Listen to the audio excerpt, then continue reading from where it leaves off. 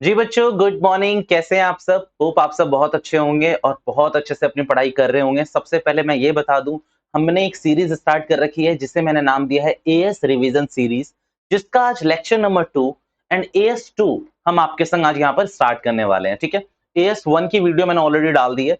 अगर आपको उसमें थोड़ा सा भी लगता है कि भाई हाथ मेरा टाइट है, आप लोगों का टाइट है, तो उसको रिवाइज कर सकते हैं। अदरवाइज तो मेरा सिंपल मानना है, टाइम शॉर्ट है आप लोगों के पास। जो एएस आपको कमजोर लगता है, जिस एएस में आपकी पकड़ अच्छी नहीं है, उस एएस की वीडियोस देखें। मैं ये नहीं चाहता कि आप सारी देखें, आप पर हाँ रेलेवेंट पोर्शन जो आपको लगता है वो आप जरूर देखें। स्टार्ट कर रहा हूं मैं एएस 2 के संग। एएस 2 का अगर मैं सबसे पहले नाम बताऊं आपको, तो नाम आपको पता ही होगा, वैल्यूएशन ऑफ इन्वेंट्री। क्या नाम बताया मैंने? Valuation of inventory. और अगर आपने एएस 1 पढ़ा है, भले ही मुझसे या फिर पहले किसी से भी, तो वहां पर आपने बेटा देखा होगा कि method of valuation of inventory को हमने अकाउंटिंग पॉलिसी बोला गया।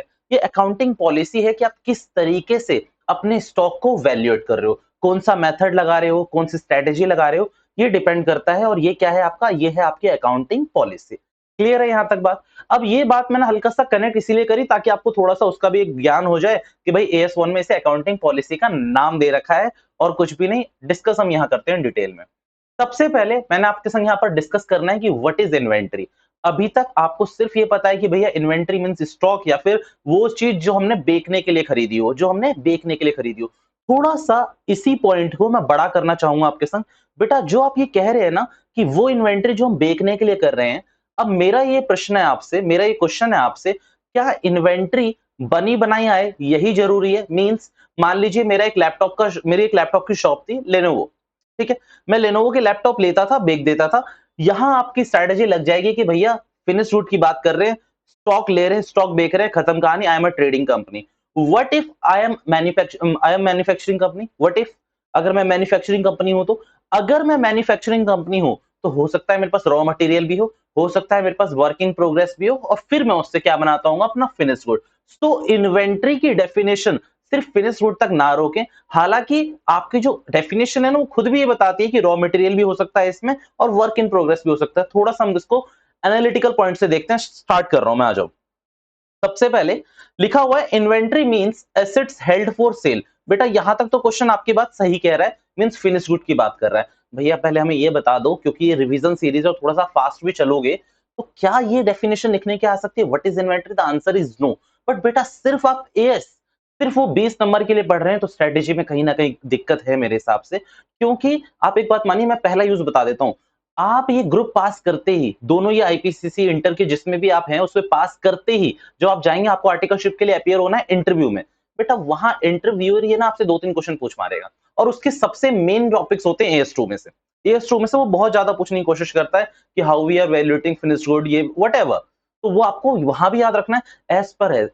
एज वेल एज आपको ये सारे एएस लाइफ लॉन्ग काम आने वाले हैं। जो चीज हमें लाइफ लॉन्ग काम आने वाली है, उसको इतना पोलाइटली लेना सही नहीं होगा मेरी नजरों में। स्टार्ट कर रहा हूं मैं। सो means asset means asset held for sale. भाई सही बात है, एसेट जो बेचने के लिए है वो हमारी इन्वेंटरी हो सकती है भैया। अच्छा, यहां मेरा एक प्रश्न आ रहा है, मैं बस एक एनालिटिकल पॉइंट लगा रहा हूं, ध्यान से मुझे आप आंसर बताना कि सही हूं या नहीं मैं।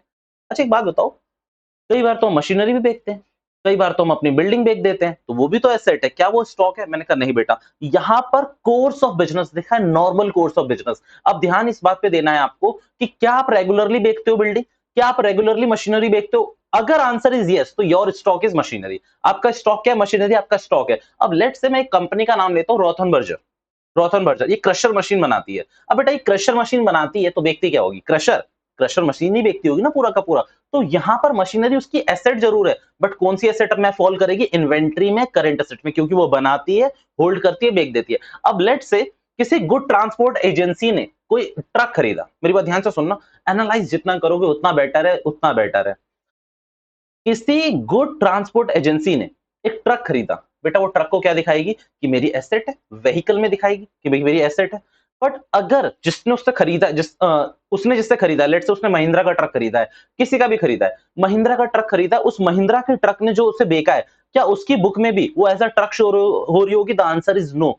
उनकी बुक में, महिंद्रा लिमिटेड की बुक में, ये जो ट्रक है ये शो हो रहा होगा एज अ इन्वेंट्री, क्योंकि वो नॉर्मल कोर्स में काम करे। नॉर्मल कोर्स का मतलब कि मेरा धंधा ही यही है, मेरा काम ही बेचना है, मेरा काम ही क्रेशर मशीन को बेचना है, मेरा काम ही ट्रक बेचना है, मेरा काम अगर कोरियर पहुंचाना है तो मेरा जो ट्रक है ये मेरी इन्वेंट्री नहीं है, ये मेरी फिक्स एसेट में फॉल करेगी।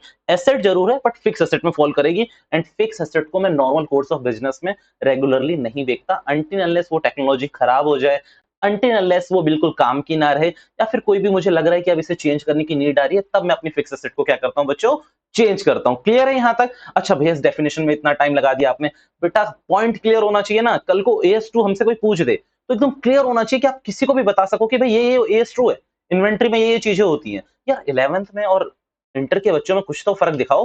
ओके भैया हम समझ गए आपकी बात। नॉर्मल कोर्स ऑफ बिजनेस भी लिखा हुआ है मैंने, ये भी आपने यहाँ पर देख लिया होगा।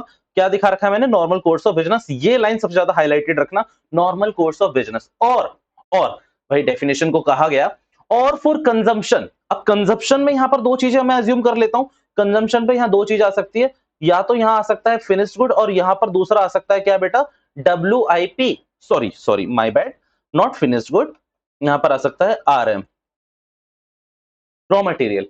देखो रॉ मटेरियल, अब जैसे मैं लेनोवो कंपनी का एग्जांपल ले रहा था, लेट्स से मैंने मदरबोर्ड कहीं और से मंगाया, मैंने कीबोर्ड कहीं और से मंगाया, मैंने स्क्रीन कहीं और से मंगाई, ये सारा मेरे लिए वर्क इन प्रोग्रेस होगा या तो फिर रॉ मटेरियल होगा। ये मेरा रॉ मटेरियल है ना, अब इसको मैं असेंबल कर रहा हूं तो ये मेरा वर्क इन प्रोग्रेस बन गया, असेंबल करा है सिर्फ अभी। जब मैं इसमें सारी टेक्नोलॉजीज डाल दूंगा, जब मैं इसमें सारे सॉफ्टवेयर इनकॉर्पोरेट कर दूंगा, तब जाके मेरा क्या बनेगा, फिनिश गुड। मींस ये जो स्क्रीन मेरी अलग से आई, ये रॉ मटेरियल, मैंने इसको असेंबल कर दिया, WIP बना हुआ है। आप मुझे बताओ WIP वही होगा ना, मतलब अब मेरा लैपटॉप है, अभी इसमें कोई वर्किंग नहीं है, पूरा स्ट्रक्चर खड़ा हुआ है, चलना बिल्कुल नहीं है, उसको अभी स्टार्ट भी नहीं होगा, वो क्या हुआ आपका फिनिश गुड है? The answer is no. तो फिनिश गुड कब बनेगा? जब वो वर्किंग प्रोसेस में आ जाएगा और रेडी टू सेल होगा। जब वो रेडी टू सेल हो जाएगा तभी वो क्या बनेगा, आपका फिनिश गुड बनेगा।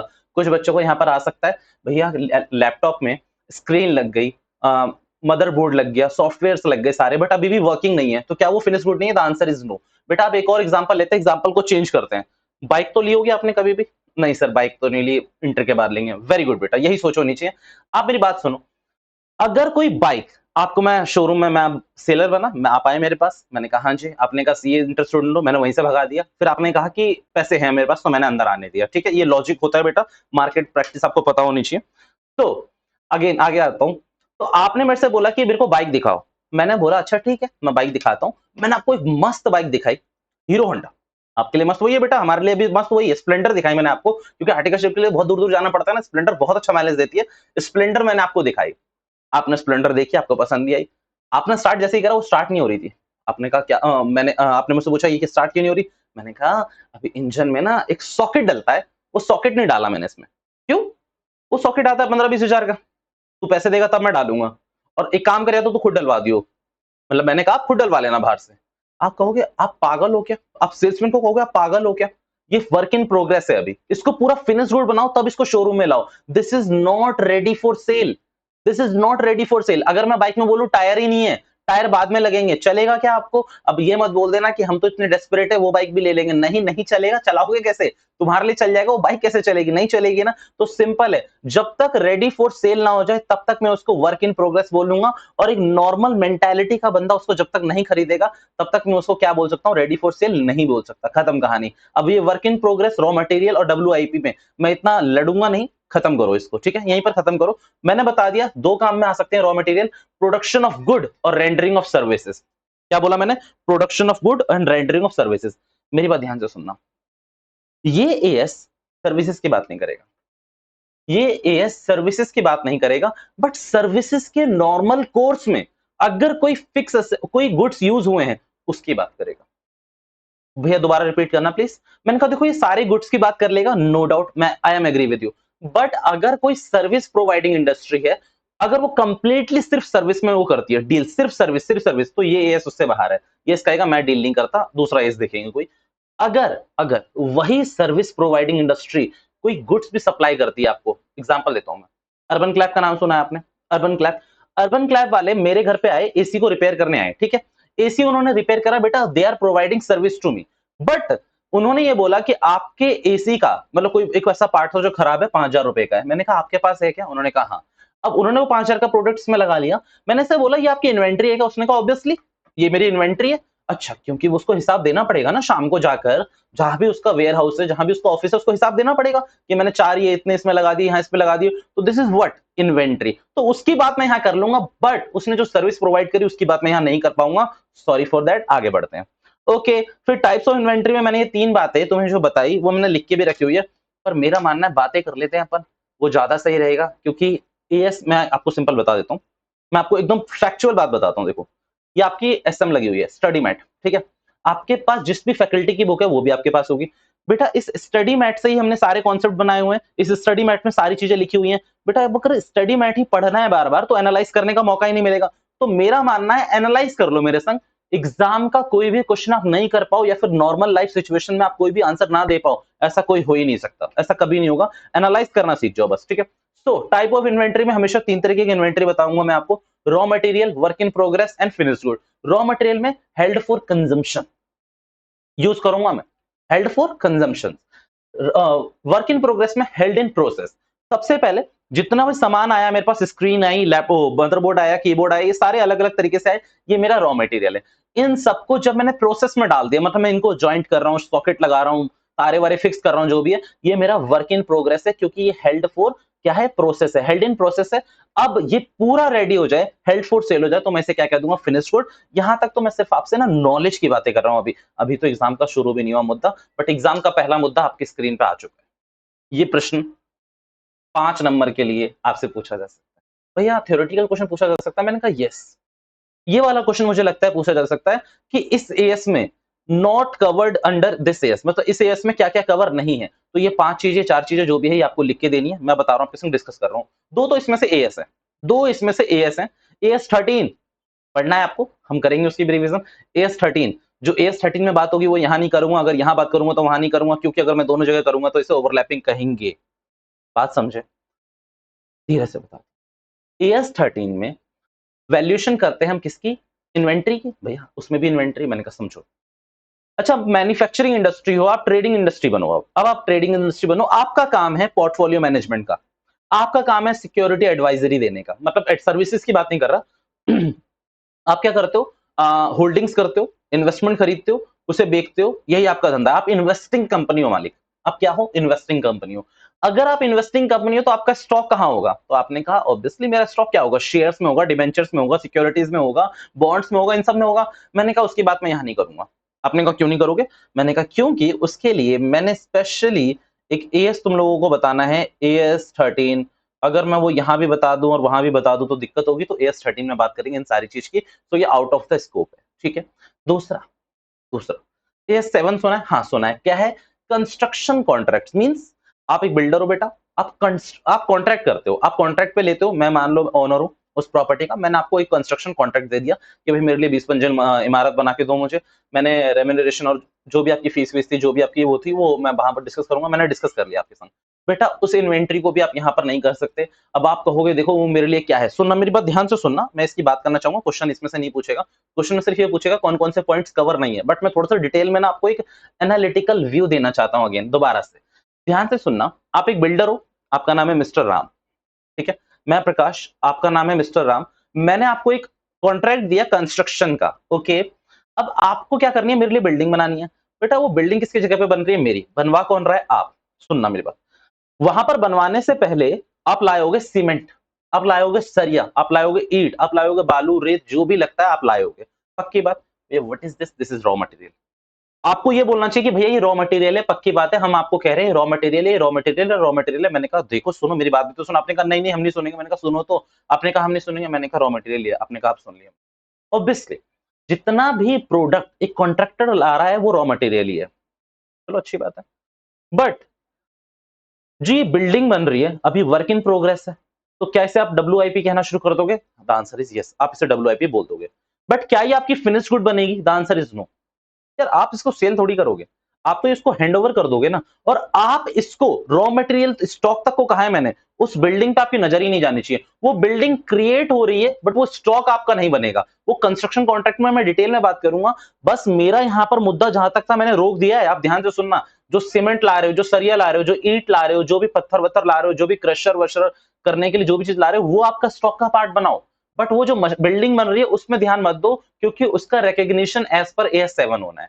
क्लियर है ये बात? दो बातें मैंने आपके संग क्लियर कर ली। इसका AS लिख देता हूं बच्चों, इसका AS बनेगा आपके सामने, कहा गया valuation of assets under construction contract, तो इसका AS बनेगा आपका AS7।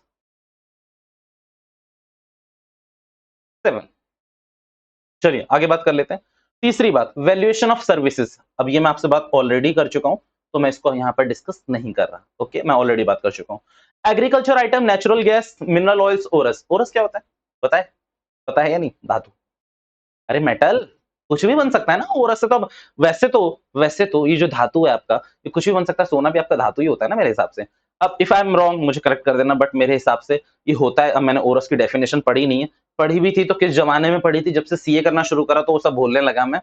सिर्फ तेरा होने लगा हूं मैं, मींस मैं सीए का होने लगा हूं, तो वो सब बातें छोड़ो। तो इसके लिए मेरे पास ये यस यहाँ कवर नहीं करेगा। That means if you are in a business of livestock. Livestock भैया क्या होता है? क्या कहते हैं मछली पालन को कुछ, अच्छा छोड़ो छोड़ो छोड़ो, मछली पालने का आपका बिजनेस है, मछली पालने का छोड़ो। आपका एक पोल्ट्री फार्म, ठीक है? आप मुर्गे पालते हो, उनको क्या करते हो? दाने खिलाते हो, फिर उनको उनसे जो एग्स आते हैं उनको सोल्ड करते हो, उस मुर्गों को सेल करते हो, वट एवर। अब ये प्लांट है, शाकाहारी बंदे तो आ चुके होंगे नफरत में कि डिसलाइक कर इस वीडियो को। अब ठीक है, मैं नहीं पढ़ा रहा, बट ये कॉन्सेप्ट तो पढ़ना है ना, धंधा तो वो भी है ना। लीशियस इतना बड़ा ब्रांड बनना हुआ है, तो उसकी भी तो इन्वेंट्री तुम ही करोगे ना कल को जाके, मैं करूंगा जाके, ठीक है? अब ध्यान से सुनना, वहां पर जो लाइव स्टॉक है वो सब यहाँ कवर नहीं होते। वैसे इंडियस में एक एएस, इंडियस जो मुझे याद आ रहा है, इंडियस 41 है इसका, बट अभी के लिए मैं ये मेरे स्कोप से बाहर है, मैं बात नहीं कर रहा, और इंडियस तुम्हें सुनना भी नहीं है, क्या है भूल जाओ, ठीक है? ओके भैया, ये आपका पहला इंपॉर्टेंट टॉपिक था, not covered under this as. दूसरा आ रहा है वैल्यूएशन ऑफ इन्वेंट्री। पूरा लगा दिया मैंने स्क्रीन पर, अब मैं हटाऊंगा नहीं इसको, और मैं आपके साथ बातें करूंगा और एग्जांपल्स करूंगा मजेदार। और वो एग्जांपल्स करूंगा जो आपको एसएम में या फिर प्रीवियस ईयर के क्वेश्चंस में दिख जाएंगे। आपको उनका रेलेवेंस नहीं जानना है कि वो कहां से है कहां से नहीं, उन क्वेश्चंस को करना है, बस बात करेंगे हम पेपर के बाद। आपके सारे क्वेश्चन में ऑलमोस्ट बातों में डिस्कस कर दूंगा।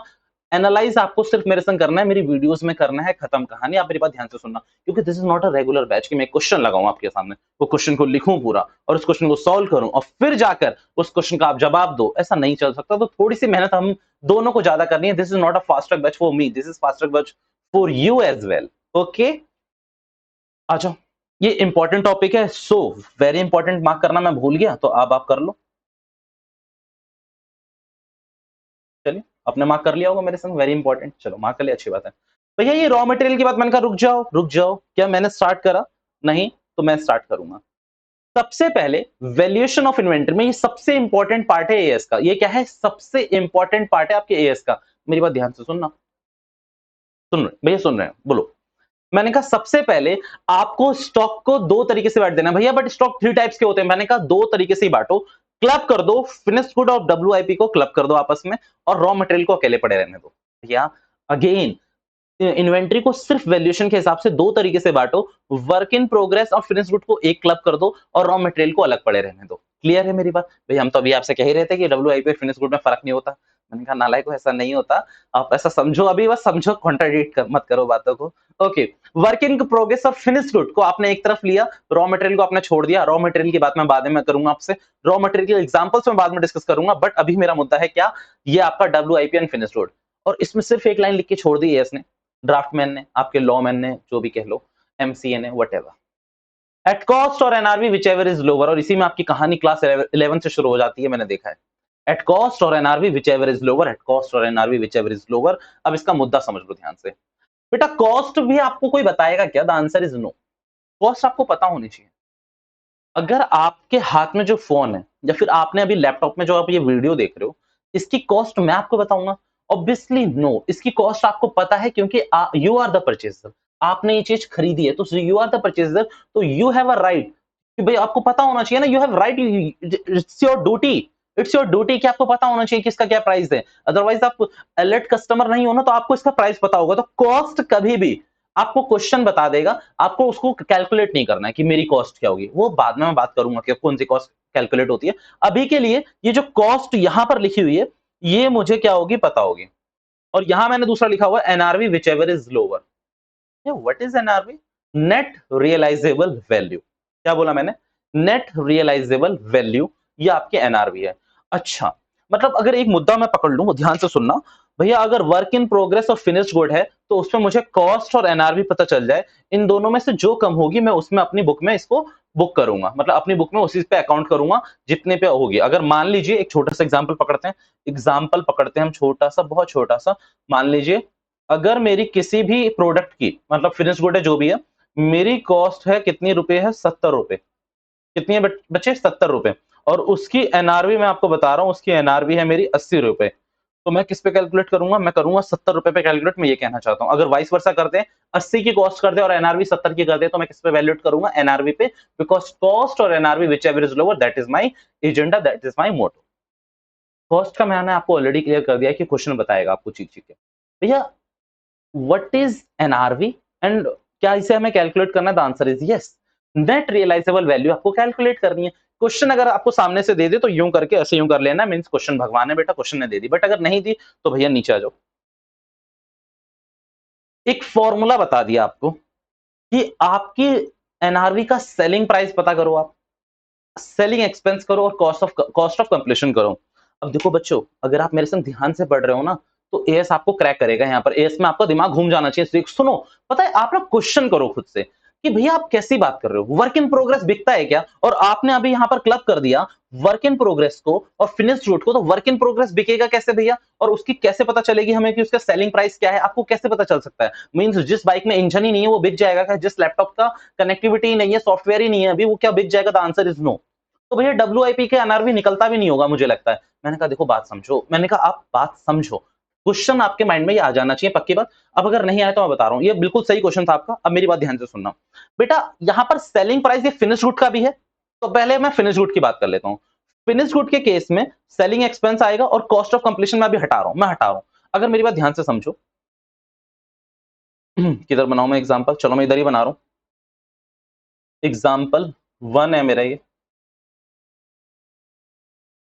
फोकस करना अच्छे से, ठीक है? ओके, आपका फिनिश्ड गुड, अच्छा मैंने फिर से बोला आपको कि आपको दिख जाएगा कहीं भी, ये आपको ध्यान नहीं देना, आपको मैं करा रहा हूं, आपको सिर्फ ये समझना है। अब ये एसएम का है, पीएम का था, या फिर प्रीवियस ईयर क्वेश्चन है। क्वेश्चन तो हम बनाएंगे थोड़ी, क्वेश्चन तो यहीं से बने हुए मिलते हैं, हम कॉपी करेंगे बस। फिनिश्ड गुड हमारा कितने का था, लेट से 6 लाख का था, ठीक है? कैलसी ले लूं मैं, 1 मिनट।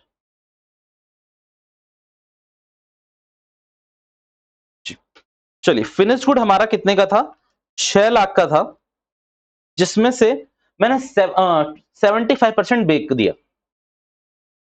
क्वेश्चन ध्यान से सुनना, आंसर आपसे चाहिए। सोल्ड 75%। आपको मुझे बताना क्या है, आप मुझे ये बताओगे कि कॉस्ट ऑफ इन्वेंट्री क्या है, और ये फिनिश गुड है, मैंने पहले लिख दिया है। फिनिश गुड 6 लाख रुपए का था, सोल्ड कर दिया मैंने 75% पोर्शन, 25 बचा होगा। आगे मेरी बात सुन लो।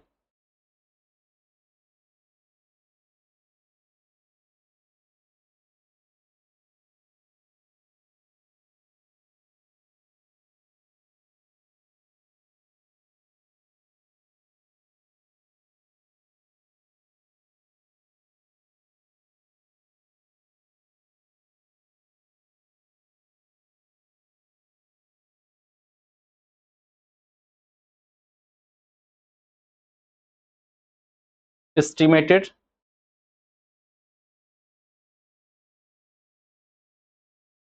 सेलिंग प्राइस, ध्यान से सुनना, मैं बना रहा हूं, 1 मिनट रुक जाओ, वेट कर लो।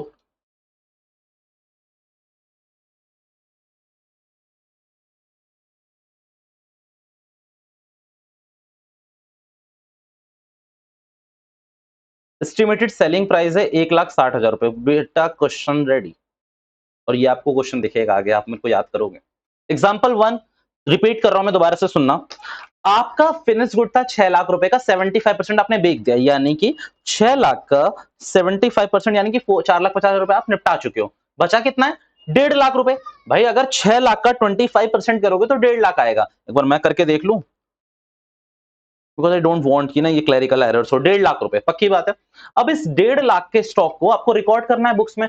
आप एज अकाउंटेंट गए, आप एज आर्टिकल गए, अभी एक आर्टिकल रहो, आर्टिकल की व्यू से सोचोगे तो ज्यादा सोच पाओगे, ठीक है? अकाउंटेंट सीए बनने के बाद तो हम सब ग्रो करना ही भूल जाते हैं। ओके, अब यहां पर आ जाओ। आपसे मैंने कहा कि जो ये रिमेनिंग पोर्शन है, रहा कितने का है, रिमेनिंग पोर्शन।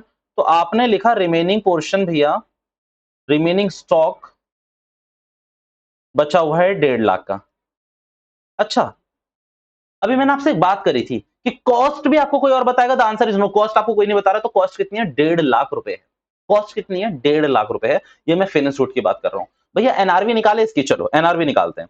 अब एनआरवी कैलकुलेट करने के लिए आपको क्या करना चाहिए भाई? एक्सपेक्टेड सेलिंग प्राइस कितना आ रहा है आपका, बताना जरा। वहां पर आई लगा लेना।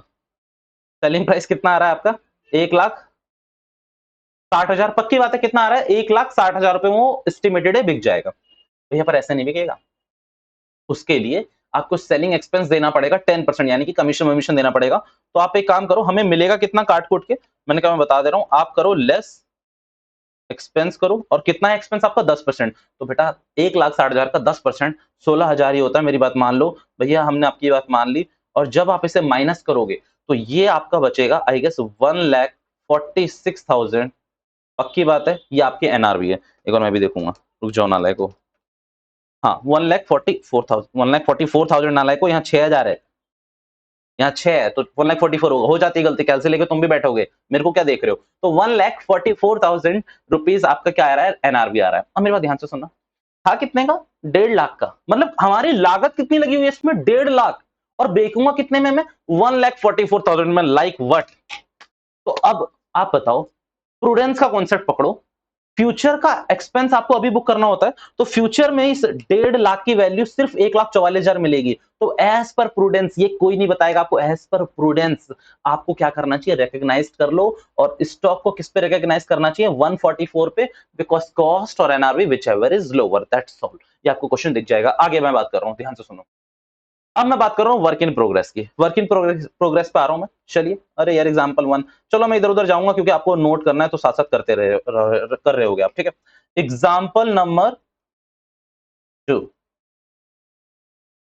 ठीक है, एग्जांपल नंबर 2। अब ये ध्यान से सुनना, वर्क इन प्रोग्रेस की बात कर रहा हूं, सुनना।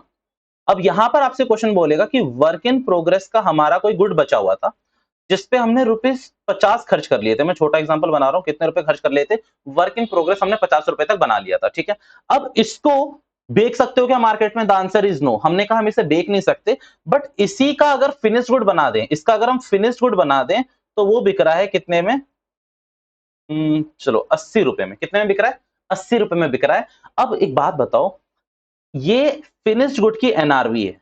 मेरी बात ध्यान से सुनना, ये किसकी एनआरवी है? फिनिश्ड गुड की नेट रियलाइजेबल वैल्यू है, मार्केट में जाके ₹80 में बिक जाएगा। क्या आप डब्ल्यूआईपी को भी इससे कंपेयर कर लोगे? मींस वो बाइक जिसमें इंजन लगा हुआ है और वो बाइक जिसमें इंजन नहीं है, क्या आप कंपेयर कर सकते हो? द आंसर इज नो, बिल्कुल नहीं। तो आप क्या करो, उस बाइक में इंजन लगाओ। तो इसका सिंपल मतलब है, जो मैं मजाक मजाक में बता रहा हूं, कॉन्सेप्ट पढ़ो। मींस इसमें कॉस्ट ऑफ कंप्लीशन लगाओ। अगर आप उस बाइक में इंजन लगा रहे हो, तो यहां पर क्या लगाना है बच्चों आपको? यहां पर आपको लगाना है cost of completion. That means अगर फिनिश गुड में मैं थोड़ा सा कॉस्ट ऑफ क्या लगा दूं? कंप्लीशन या फिर कंप्लीशन, अरे कुछ भी बोल लो, कॉस्ट ऑफ कंप्लीशन लगा दूं, तो ये भी फिनिश गुड जैसा दिखना शुरू हो जाएगा। अब देखो क्वेश्चन आपको कैसा मिलेगा मार्केट में, यानी कि एग्जाम में कैसा मिलेगा, वो ध्यान से सुनना। आपको क्वेश्चन बताएगा कि डब्ल्यूआईपी इतनी है, अगर इसमें हम थोड़ा सा पैसा इनकर्ट कर दे, तो ये क्या बन जाएगा हमारा? ये हमारा बन जाएगा फिनिश गुड। अब आपको करना क्या है? ध्यान से सुनना, ध्यान से सुनना। आपको करना क्या है? अच्छा, कॉस्ट ऑफ कंप्लीशन मैं बता देता हूं आपको। इस केस में कॉस्ट ऑफ कंप्लीशन है आपकी हम्म 20 रुपए। डब्ल्यूआईपी आपके पास कितने रुपए का पड़ा हुआ है? ₹50 का। कॉस्ट ऑफ कंप्लीशन है 20 रुपए। आपका जो ये मार्केट में प्रोडक्ट बिकेगा, 80 रुपए में बिकेगा। मेरी बात ध्यान से सुनना, कितने में बिक जाएगा? आप यहां पर लिखोगे सेलिंग एक्सपेंस कितने रुपए बच्चों? 80 रुपए। सॉरी सॉरी, सेलिंग एक्सपेंस कहां दिमाग चल रहा है मेरा भी आजकल, होता है बेटा कभी कभी। और ये आप लोगों से अच्छा कौन जान सकता है? सेलिंग प्राइस 80 रुपए, अच्छी बात है। सेलिंग प्राइस कितना हो गया हमारा? 80 रुपए। अच्छा, कॉस्ट ऑफ कंप्लीशन है। अब इसी से आपको कॉस्ट ऑफ कंप्लीशन माइनस करनी है, माइनस कर दो। और कॉस्ट ऑफ कंप्लीशन कितनी है बेटा? आप ध्यान से सुनोगे तो कितनी है? 20 रुपए है। तो कितनी आ गई है? 60 रुपए। मींस एनआरवी, बेटा ये एनआरवी आपकी फिनिश गुड की थी। अगर आप इस फिनिश गुड से डब्ल्यूआईपी का कॉस्ट ऑफ कंप्लीशन घटा दो, तो ये समझो कि इस 50 रुपए की कॉस्ट को हम 60 रुपए में मार्केट में अभी के टाइम पे बेच सकते हैं। बट इसके लिए हमें क्या करना पड़ेगा? 20 रुपए खर्चा लगाकर इसे फिनिश गुड बनाना पड़ेगा। मींस सेलिंग प्राइस तो फिनिश गुड का ही यूज हुआ है। तो इसीलिए आपकी और मेरी लड़ाई खत्म कि भाई कि फिनिश गुड को ही बेचते हैं, वर्क इन प्रोग्रेस का कोई सेलिंग प्राइस होता ही नहीं है, खत्म कहानी, यस और नो। तो अब यहाँ पर सेलिंग प्राइस एनआरवी 60 है, कॉस्ट आपकी 50 है, कॉस्ट और NRV whichever is lower, that means आपकी कॉस्ट कितनी है 50 रुपीज। सो आप यहाँ पर लिखोगे तो किस पे वैल्यूड होगा, ये वैल्यूड होगा एट द रेट ₹50, और कॉन्सेप्ट वही चल रहा है, कॉस्ट और एनआरवी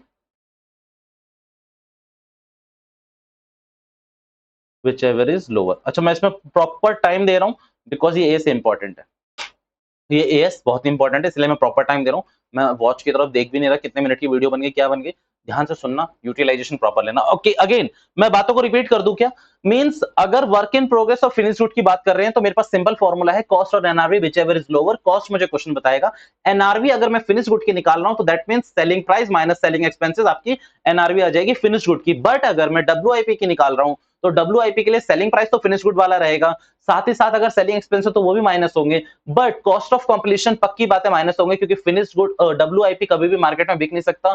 तो I have to compare this with finish good की अगर मैं इस कैलकुलेटर को, ये डब्ल्यूआईपी है, इसे फिनिश गुड बनाने में कितने रुपए खर्च करूंगा, ये मैटर करता है, तो इसीलिए उसमें मुझे वो माइनस करना पड़ेगा, और जो भी आएगा वो एनआरवी होगा डब्ल्यूआईपी का। तो ये शॉर्ट में व्यू आपको किसने दे रखा है, एएस2 ने दे रखा है। क्लियर है यहां तक मेरी बात, कि दो क्वेश्चन आपको ऑलरेडी ऑलमोस्ट क्लियर होने चाहिए, और आपको ये चमकेंगे एग्जाम के अंदर, याद रखना। अगेन आगे मैं बात कर रहा हूं, थोड़ी सी अब स्पीड पंप करते हैं, एक और इंपॉर्टेंट टॉपिक। अब मैं बात कर रहा हूं किसकी, रॉ मटेरियल की, रॉ मटेरियल की मैं बात कर रहा हूं। रॉ मटेरियल में मेरा व्यू बहुत क्लियर है, रॉ मटेरियल की कॉस्ट डिपेंड करती है फिनिश गुड पे।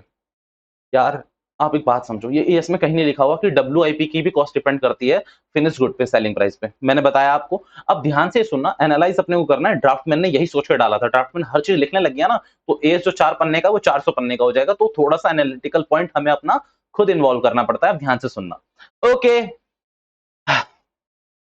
अगेन आपको मैं बता रहा था रॉ मटेरियल के बारे में, और मैंने यहाँ बगल में लिख के भी रखा है कि depend on finish good, finish good की कॉस्ट पर डिपेंड करता है। अब यहाँ पर मैंने दो चीज आपको हाईलाइट करा देनी चाहिए, और वो मैं दोनों चीज आपको हाईलाइट कराने जा रहा हूँ।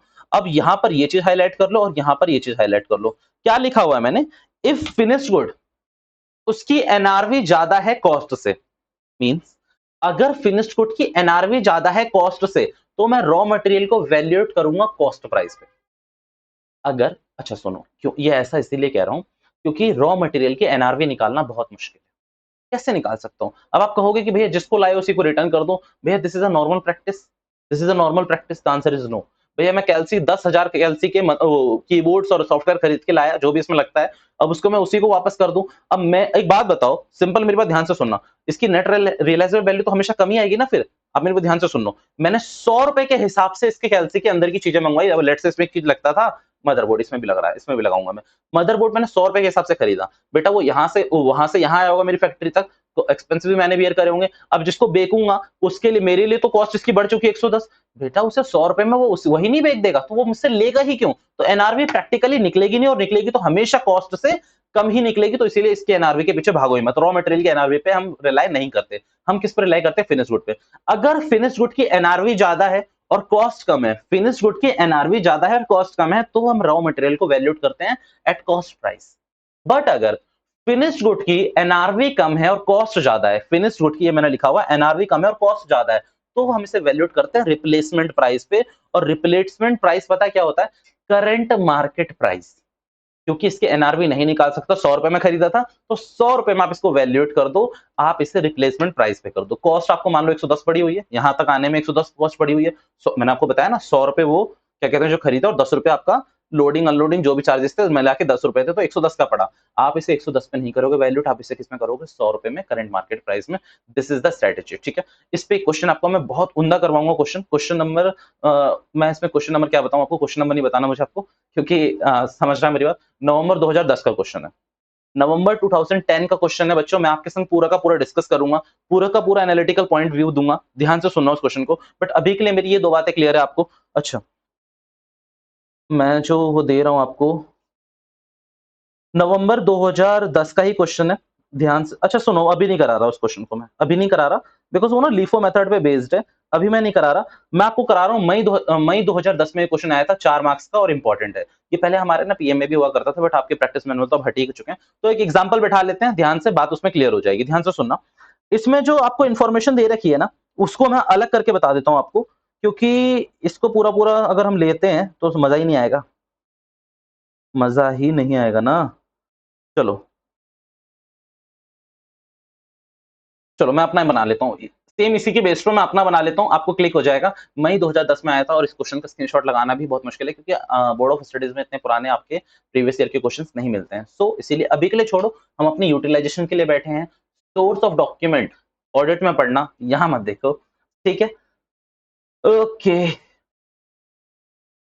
चलो अभी एक एग्जांपल बनाते हैं। ये बनेगा मेरा एग्जांपल नंबर, कौन सा एग्जांपल बनेगा, ये बनेगा मेरा एग्जांपल नंबर 3। वो वाला क्वेश्चन कहाँ किया मैंने? अच्छा चलो जहां भी कराओ, भाड़ में जाने दो।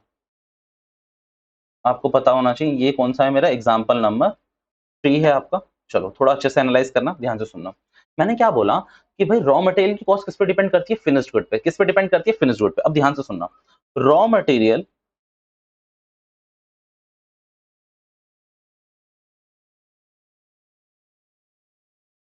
40 रुपए का था। कितने रुपए का था? आपके लिए 40 रुपए का था, मेरे पास ध्यान से सुनना। अब इसका क्वेश्चन आपको बताएगा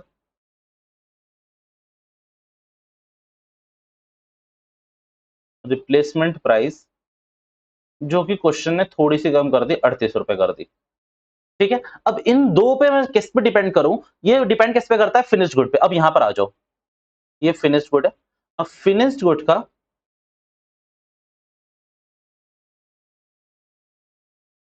कॉस्ट कितनी थी? मेरे हिसाब से चलो मान लो 70 रुपए थी, बट इसकी एनआरवी यहां पर मैं 80 रुपए ले रहा हूं, और इसकी एनआरवी मैं यहां पर 60 रुपए ले रहा हूं। अब ध्यान देना दोनों केसेस पे अच्छे से, अगर यही कर लिया तो आप वो क्वेश्चन आराम से कर सकते हो। मैंने क्वेश्चन ऑलरेडी पढ़ा हुआ है, मई 2010 में हमने अपने टाइम पे भी बहुत अच्छे से अटेम्प्ट करा था। बस वहां पर प्रेजेंटेशन थोड़ी ध्यान में रखना, ठीक है। ओके चलो स्टार्ट कर दिया होगा आपने मेरे साथ साथ, स्टार्ट कर दो। अगर आपको लगता है कि भाई आप इस क्वेश्चन कर सकते हो, पॉज मी और थोड़ा सा फॉरवर्ड करके फिर डायरेक्ट इसका आंसर देख लेना, ये स्ट्रेटेजी होती है पढ़ने की। ओके रॉ मटेरियल कितने का था? 40 का। रिप्लेसमेंट प्राइस कितना था? 38 रुपए। भाई फिनिश गुड की कॉस्ट थी 70 रुपए, बिक रहा है 80 रुपए में। कॉस्ट और NRB which ever is lower पे वैल्यूड जरूर करते हैं, बट यहाँ पर जो कंडीशन लग रही है वो ये लग रही है, उस कंडीशन को हटाया यहाँ से। यहाँ पर कंडीशन क्या लग रही है? NRB is more than cost. तो आप किस पे वैल्यूट करोगे इसको? कॉस्ट पे। तो कॉस्ट कितनी है रॉ मटेरियल की? तो रॉ मटेरियल की बेटा कॉस्ट है आपकी एट द रेट 40, मैं उस पर वैल्यूट करूंगा। पक्की बात जी, क्लियर, आपने ये कर लिया होगा। दूसरी बात, यहां पर क्या है? एनआरवी कम है और कॉस्ट ज्यादा है। कॉस्ट 70 रुपए, एनआरवी 60 रुपए, तो किस पे वैल्यूट करूंगा मैं? रिप्लेसमेंट प्राइस पे। तो रिप्लेसमेंट प्राइस कितना है? 38 रुपए, इस पे वैल्यूट करूंगा। ये सेम क्वेश्चन आपका बनेगा, हो सकता है वहां पर कॉस्ट ऑफ कन्वर्जन डाल दे बीच में। मींस रॉ मटेरियल का कॉस्ट ऑफ कन्वर्जन डाल दे तो एनआरवी निकाल लेना ना। मींस सिंपल ये है, वो ये कहेगा कि 40 रुपए का रॉ मटेरियल था, हमने इसमें 25 रुपए क्या लगाया? हमने अपना वो लगाया, क्या कहते हैं, कॉस्ट ऑफ कन्वर्जन। तो रॉ मटेरियल को कंपेयर कराएगा वो, तो कॉस्ट ऑफ कन्वर्जन लगाया 30 रुपए, 40 रुपए का था, 35 रुपए लगाया तो 75 रुपए का हो गया। अब बेका उसने कितने में, वो आपको क्वेश्चन बता देगा। तो ये कॉस्ट पे मैनिपुलेट कर देगा आपको, ये कॉस्ट बताने की कोशिश करेगा आपको वहां पर। तो ये कॉस्ट समझ आ गई। एनआरबी हो सकता है खुद बता दे, या फिर एनआरबी भी इसी बेसिस पे निकलवा दे कि भाई फिनिश गुड हम बेचते इतने में थे, अगर हम इसको बेचेंगे तो इसमें कॉस्ट ऑफ कंप्लीशन इतना लगेगा, एनआरबी इतना लगेगा। वो डिपेंड करता है, मैं डिस्कस कर लूंगा। अगर मुझे लगेगा ये पूरा का पूरा क्वेश्चन मैं पढ़ दूंगा आपके आगे।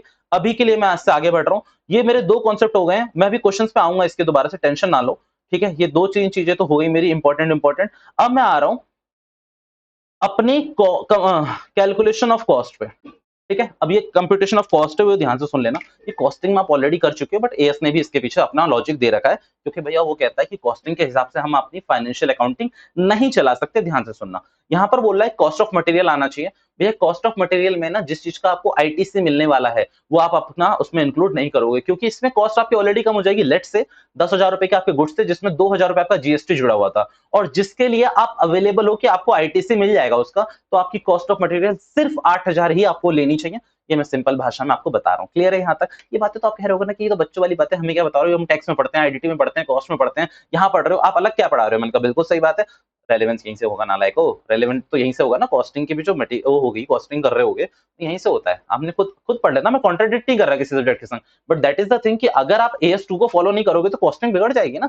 कॉस्टिंग के प्रोटोकॉल एएस को ओवरऑल थोड़ी करेंगे। ओके आ जाओ, freight, dock charges, loading unloading charges, मतलब कोई भी है, मतलब क्लियरेंस चार्जेस, ये सारे चार्जेस इसमें ऐड होंगे। लोडिंग अनलोडिंग ये सारे चार्जेस ऐड होंगे। अब मेरी बात ध्यान से सुनना, यहाँ एक पॉइंट आ रहा है बहुत तगड़ा, जिसका क्वेश्चन बनता है एग्जाम में, जिसका क्वेश्चन 100% बनता है एग्जाम में। कॉस्ट ऑफ रॉ मटेरियल आ गया ये आपका, ये आपका क्या है? Cost of raw material. और एक बात बताओ, आप ये पढ़कर बड़ा खुश हो रहे हो, ये मैंने आपको मतलब वहां से मेट से यहाँ पर मैंने निकाल के दिया, तो आप बड़ा खुश हो रहे हो। ये बात मैंने आपको बताई नहीं क्या, मतलब मैं कैसी बात कर रहा हूँ, ये बात मैंने आपको बताई नहीं। अभी तो मैंने बताया आपको कि कॉस्ट ऑफ रॉ मटेरियल 100 रुपए थी, यहाँ लाने का खर्चा 10 रुपए था। अब उसमें dock charges, clearance charges, legal charges, जो भी चार्जेस हैं, लोडिंग अनलोडिंग, भाई वो मजदूर लगा दी, जो भी लगा दी, वो सब 10 रुपए है। खत्म कहानी, वो सारा ऐड करें तो मेरा कॉस्ट ऑफ रॉ मटेरियल कितना बन गया, 110 रुपए। रिप्लेसमेंट प्राइस कितना था, 100 रुपए। वो छोड़ो, वो बस याद करा दिया मैंने। तो कॉस्ट ऑफ रॉ मटेरियल मेरा कितना था, 110 रुपए। ओके, अच्छी बात है।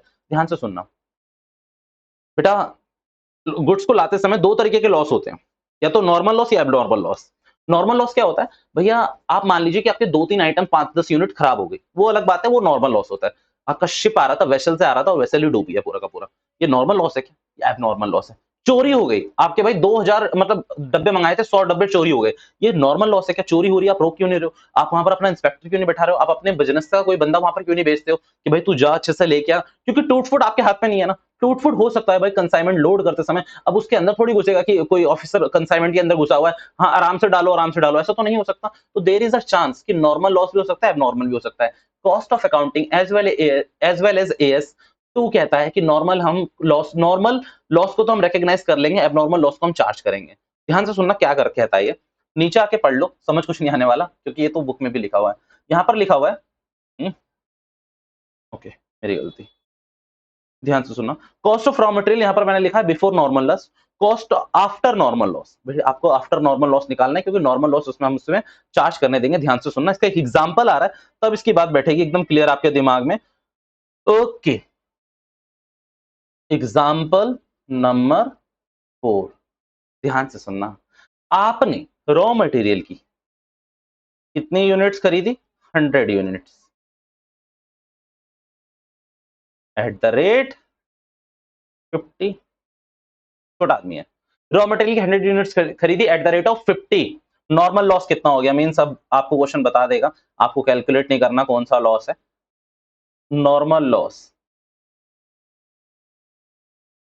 10 unit, abnormal loss, abnormal loss ज्यादा दिखा दूं, कम दिखा देता हूं, 5 यूनिट। क्वेश्चन कहता है, ध्यान से सुनो, कॉस्ट ऑफ रॉ मटेरियल आपके लिए है कितनी। हमने कहा कितनी है, उन्होंने कहा देखो आपके लिए कॉस्ट ऑफ रॉ मटेरियल, आपको तो पैसे कितने पे करने हैं, 100 इंटू 50 के हिसाब से। हमने कहा बिल्कुल सही है, यानी कि 5,000 रुपए पे करने हैं, 500 रुपए पे करने हैं मुझे, सॉरी 5,000, सॉरी 5,000 रुपए पे करने हैं। अब इस 5,000 रुपए को आपने 100 यूनिट्स पे बेचा है क्या, हमने कहा नहीं। कितनी रिसीव हुई, उसने कहा रिसीव तो 90 होनी चाहिए थी, 90 होनी चाहिए थी, पर 5 और कोई चुरा के ले गया, तो कितनी रिसीव्ड हुई है, हमने कहा 85। हमने कहा देखो हम इतना तो नहीं कर सकते आपके लिए, उसको कॉस्ट में जोड़ना पड़ेगा एबनॉर्मल वाले को, बट नॉर्मल वाले का डिडक्शन ले लो। तो अल्टीमेटली ये जो 5,000 रुपए है, इनको 90 गुड्स में आप डिवाइड कर दो। ऑल दो गुड्स कितने आए हैं आपके पास, सिर्फ 85 आए हैं, बट कोई बात नहीं, डिवाइड कर दो और ये आपका बनेगा 55.55 करके, तो 55.5.56 ऐसा करके आपको बना दो इसकी कॉस्ट। सेम मैंने चीज यहाँ पर लिख रखी है, आप यहाँ पर देख सकते हैं, cost of raw material before normal loss, ये आपका आ गया।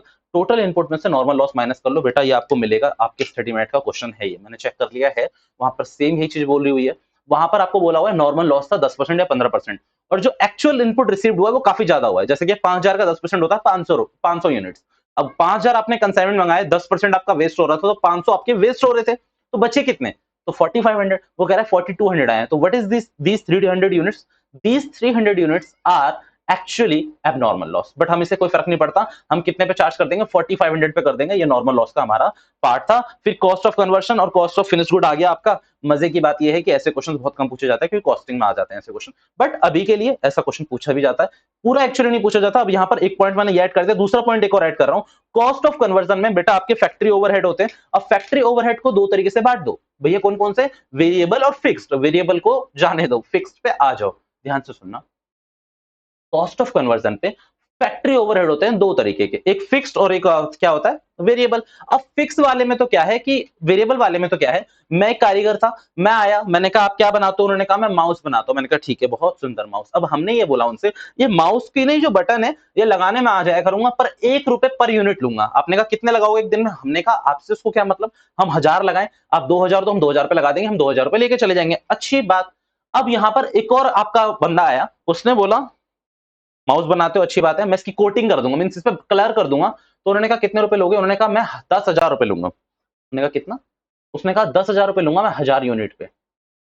ओके, हमने कहा एक बात बता, तू 10,000 लेगा 1000 यूनिट पे, अगर मैं तुझसे 5,000 रुपए करवाऊं तो? उसने कहा तो भी 10,000।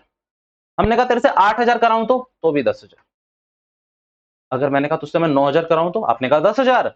मैंने कहा 95 10,000। अब यहां तक सुनना बेटा, आप 10,000 से भले 1 यूनिट पे करा लो, क्वेश्चन आपसे कहेगा वो 10,000 रुपए ही लेगा क्योंकि वो फिक्स ओवरहेड है। बट वो सिर्फ 10,000 रुपए कितनी यूनिट तक रोक रहा है अपने? वो 10,000 रुपए सिर्फ, ओहो, वो 10,000 रुपए अपनी कितनी यूनिट तक रोक रहा है? मेरी बात ध्यान से सुनना। वो 10,000 रुपए अपनी कितनी यूनिट तक रोक रहा है? 1,000 यूनिट तक। तो यहां पर रिकवरिंग रेट, ये मैं रफली करा रहा हूं, रिकवरी रेट कितना हो जाएगा बेटा? 10 रुपए। ठीक है, पक्की बात है। अब यहां ध्यान से सुनना, आपने उससे पूछा 15,000 यूनिट पे बनवाना है, तो उसने कहा कैसी बात कर रहे हो? तो 15,000 यूनिट पे मैं आपको क्या बोलूं, आपको क्या करना चाहिए? नहीं, 1500 यूनिट करवानी है, तो बोलेगा यहाँ के काम करो, 1500 से डिवाइड करो, 10,000 divided by 1500, answer will be 6.6। अच्छा, मैं इसे पॉइंट पे नहीं लाना चाहता। तो इसे मैं कर रहा हूँ 2,000 यूनिट, तो ये कितना हो जाएगा? 5 रुपए। तो अब यहाँ पर रिकवरी रेट कितना हो गया आपका? 5 रुपए। दैट मीन्स यहाँ पर बात ध्यान से सुनना, नॉर्मल कैपेसिटी दे रखी होगी आपको और एक्चुअल दे रखी होगी। याद रखना, इन दोनों में से जो भी हायर हो उससे डिवाइड करना होता है रिकवरी रेट निकालने के लिए। इस पे आप बहुत लंबी क्लास लगा चुके होगे ऑलरेडी, तो मैं इतना टाइम नहीं दे रहा। फैक्ट्री ओवरहेड में अगर फिक्स वाला है और उस पे प्रोडक्शन का काम कर रहा है, तो उसमें जो रिकवरी रेट होगा उसको जो डिवाइड करना है, देखो एक्चुअल कॉस्ट आपको दे रखी होगी, 18 लाख का क्वेश्चन है आपके स्टडी मैट पे, 18 लाख का क्वेश्चन है, ध्यान से सुनना, और उसमें 1 लाख यूनिट बनवा रहा है। तो 18 लाख को 1 लाख से कर लो अगर नॉर्मल और एक्चुअल बराबर है। बट अगर एक्चुअल कम है तो भी 1 लाख से करो, क्योंकि नॉर्मल और एक्चुअल में जो भी आपका हायर होता है, नॉर्मल और एक्चुअल में जो भी आपका हायर होता है उससे डिवाइड करना होता है फॉर द रिकवरी रेट। अब मान लो 1.5 लाख यूनिट बना रहा है वो, तो 18 लाख को 1.5 लाख से डिवाइड करना पड़ेगा, that is your recovery rate. इस चीज को याद रखना, ये मैंने दूसरा पॉइंट आपका इंपॉर्टेंट कवर कर दिया। ओके, ऑलमोस्ट खत्म करने वाला हूं मैं, यहां पर आ जाओ, ये लास्ट टॉपिक है। इसके बाद 2-3 क्वेश्चंस मैं आपको ना एक पॉज लूंगा और उसके बाद 2-3 क्वेश्चंस करवा दूंगा एक संग, मजा आ जाएगा एकदम बेटा। ध्यान से सुनना, एएस2 कराते समय मेरे को ये लग रहा है कि आपको कोई क्वेश्चन अटकना नहीं चाहिए। अगर आप मेरी वीडियो सुन रहे हो, आपने कहीं से पढ़ा है नहीं पढ़ा, मुझे उससे फर्क नहीं है। अगर आपने कोई क्लास मिस कर दी, मुझे उससे कोई फर्क नहीं पड़ता, बट आपको ये पढ़ लिया आपने, आप पक्का करोगे। मैं इसको टाइटल वाइटल में नहीं लगाने वाला हूँ, almost at the end of video बोल रहा हूँ कि मैंने अच्छे से एनालाइज करके पढ़ा है, मैंने अच्छे से क्वेश्चन को एनालाइज करा हुआ है, तो सारी चीजें ओवरऑल मैंने कवर कर दी है। जितने एग्जांपल्स लिए ना मैंने, वो सारे आपको क्वेश्चंस में चमकेंगे, और यकीन ना हो तो मैं भी दिखा दूंगा आपको, पढ़ पढ़ के टेंशन ना लो। ओके भैया, following items are not included while computing the cost of inventory. भैया ये आइटम नहीं आने चाहिए, कौन कौन से? अभी पहला वाला पढ़ के आ रहे हो, एबनॉर्मल लॉस नहीं आना चाहिए, पक्की बात है भैया, तो आप हमें बता ही चुके थे। ऑफिस एंड एडमिनिस्ट्रेशन एक्सपेंसेस, मेरी बात ध्यान से सुनो बेटा, कॉस्ट का मैन्युफैक्चरिंग कहाँ होती है? फैक्ट्री में। बेटा ऑफिस एक्सपेंसेस से उससे क्या लेना देना, वो आपका फाइनेंशियल अकाउंटिंग का पार्ट है, वो आप कर लेंगे अपने आप। वो आपका कॉस्ट अकाउंटिंग का पार्ट है कि पूरा कॉस्ट ऑफ सेलिंग एक्सपेंस निकालो, वो छोड़ो। यहाँ पर वो नहीं आएगा। सेलिंग एंड डिस्ट्रीब्यूशन एक्सपेंसेस यहाँ पर नहीं आएगा। कैरिंग कॉस्ट भी है। कैरिंग कॉस्ट क्या होती है बेटा? इन्वेंट्री को कहीं रखते हो, दैट इज, तो उसमें सिक्योरिटी चार्जेस होते हैं, मतलब सिक्योरिटी गार्ड बिठाना पड़ेगा ना बाहर। दूसरा, अगर मान लो कोई आपके ऐसे गुड्स, आप आइसक्रीम बनाते हो तो आपको कूलिंग चार्जेस देने पड़ेंगे, मींस आपको फ्रिज लगाना पड़ेगा। दूसरा, यहाँ पर जहां रखा हुआ है वहां का रेंट लगेगा, तो ये सारे केयरिंग कॉस्ट होती है आपकी। फिर आती है बोरिंग कॉस्ट। बेटा AS16 के में इसमें से ना डिटेल में बात करेंगे बोरिंग कॉस्ट की AS16 में, बट यहां पर एक्सक्लूडेड करा हुआ है। अगर आप पहले इंक्लूड करते थे और ऐसा बोला हुआ है एएस ने और आप एक्सक्लूड कर रहे हो, तो उसका डिस्क्लोजर देना पड़ेगा आपको। ये पूरा AS2 था आपका, जितना भी मेरे को आपको पढ़ाना था वो ओवरऑल मैं आपके संग कवर कर चुका हूं। एक इसमें जॉइंट प्रोडक्ट्स का है, उसमें मुझे नहीं लगता कि कभी क्वेश्चन आएगा, तो उसको मैंने टोटली इग्नोर करा हुआ है। और जॉइंट प्रोडक्ट आप अच्छे से कॉस्टिंग में पढ़ के जाना, क्योंकि वहां इंपॉर्टेंट है, यहाँ के लिए मुझे लग नहीं रहा इंपॉर्टेंट है। सो 2 मिनट का ब्रेक लो, 2-4 क्वेश्चन मैं आपके संग डिस्कस करता हूं, फिर इस वीडियो को हम एंड करेंगे। रुक जाओ अभी, चलो। अब मैं ना सबसे पहले मैंने देख लिया कि 4 इलस्ट्रेशन में ये करवा देता हूं आपको, बस डिस्कस करनी है अपने को, ज्यादा इसमें टाइम नहीं देना है। Illustration 1, the company leads in, सबसे पहली बात, 3 प्रोडक्ट दे रखे हैं आपको, हिस्टोरिकल कॉस्ट और एनआरवी दोनों बता रखी है। अगर आपको क्वेश्चन कुछ नहीं करा है, दैट मींस ये क्या होगा, ये या तो फिनिश्ड गुड होगा या WIP होगा। क्वेश्चन ने यहाँ पर बता दिया कि आपको हिस्टोरिकल कॉस्ट और एनआरवी दे रखी है, तो विच एवर इज लोअर का कॉन्सेप्ट लगाना है। सिर्फ इतना पता करना है कि या फिर यहाँ पर 40 बड़ा होता है, या फिर पता करना है आपको कि यहाँ पर 40 बड़ा है या फिर 28 बड़ा है। ऑब्वियसली 28 छोटा है, पक्की बात, मेरे मुंह से खुद बड़ा निकलने वाला था। चलो, ये बात हमारी क्लियर हुई इस वाले में। आइए अगेन, अब इसमें ये क्वेश्चन मैं नहीं करा रहा हूं, इसे खत्म करो। अब इसमें ये वाला क्वेश्चन आप देखना शुरू करो, एक्स कंपनी लिमिटेड वाला, ये वाला देखना शुरू करो। मैं जूम कर दूं इसमें, ठीक है। अब इस क्वेश्चन को आप अगर ध्यान से पढ़ोगे तो ये क्वेश्चन मैंने इलस्ट्रेशन में ही निपटा दिया था। मैंने अपने एग्जांपल में शायद एग्जांपल नंबर 1 या 2 में ही निपटा दिया था। इस क्वेश्चन को एक बार मैं पढ़ा देता हूँ, ध्यान से सुनना। लिखा हुआ है परचेज करा हुआ है 40 लाख रुपए में, अच्छी बात है। Till March 75% of the stock were sold. भाई इसमें से 75% हमारा बिक चुका है। बचा कितना है? 25%। सेम हमारा क्वेश्चन है। The company wants to disclose closing stock at 10 lakh rupees. भाई कितने में करवाना चाहती है वो? 10 लाख रुपए में कराना चाहती है। और मेरी बात ध्यान से सुनना, अगर 40 लाख का 25% की बात करो, 40 लाख के 25% 10 लाख ही होता है।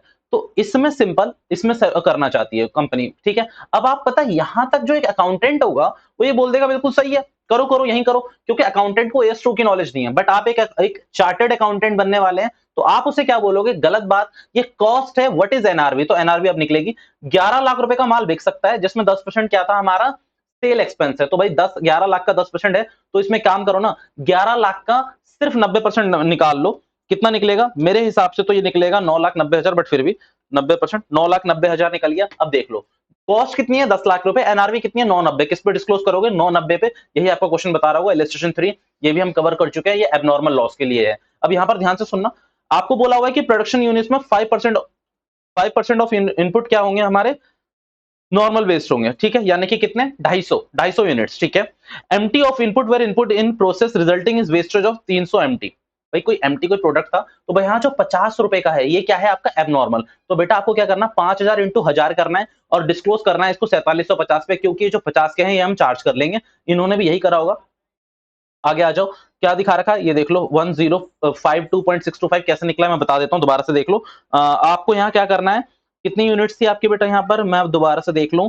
5000 यूनिट्स थी आपकी 100 के हिसाब, 5000 यूनिट्स थी आपकी 1000 रुपए के हिसाब से। ये आपका पूरा शायद 50 लाख बनेगा। अब 50 लाख को आपको डिवाइड करना है 4750 से, 250 आपने माइनस करना है, ये आपका निकलेगा 1052.63। 1052.63 बेटा यहीं तक राउंड ऑफ करके छोड़ देना। ये आपका पूरा का पूरा प्रोडक्ट फिर हमने क्या कर लिया? चार्ज कर लिया। और ये जो 50 है ये एबनॉर्मल लॉस है, will be charge to the PNL account. Obviously PNL में चार्ज होगा ये, ठीक है। इसे कस्टमर, इससे भी कस्टमर से मांग लो। Wow, okay. आपको बता रखा है, ये भी क्वेश्चन हमारा एसएम का है। Material cost, direct labour, direct variable overhead, ये तीनों चीजें दे रखी है आपको। आगे देखते हैं, fix production charges for the year. Normal capacity कितनी है? 2 लाख केजीज की, 20 लाख रुपए लगेगा आपको। 4000 केजीज आपको बनाने हैं। बेटा सिंपल बात है, आपको ये 240 प्लस 60 ये सारे ऐड करने पड़ेंगे यहाँ पर। बस आपको यहाँ दिखाना क्या है? प्रेजेंटेशन को देखना है। 200 आपने यहाँ पर ऐड करा, मटेरियल कॉस्ट है, कोई आईटीसी वाईटीसी है नहीं। डायरेक्ट लेबर कितना था आपका? 40 रुपए आपने ऐड कर दिया। डायरेक्ट ये वेरिएबल कितना था? 20 रुपए, तो 260 रुपए तो यही हो गए। अब ये 10 रुपए कैसे निकाले आपने? फिक्स्ड 20 लाख था, 2 लाख यूनिट पे। भैया हम तो बना 4000 रहे हैं। मैंने कहा क्या फर्क पड़ता है? Whichever is higher. कितना? Whichever is higher. बेटा देखो, अगर यहां पर क्वेश्चन ने क्या बोला हुआ है आपको, 2 लाख केजेस के लिए कितना है? 20 लाख रुपए।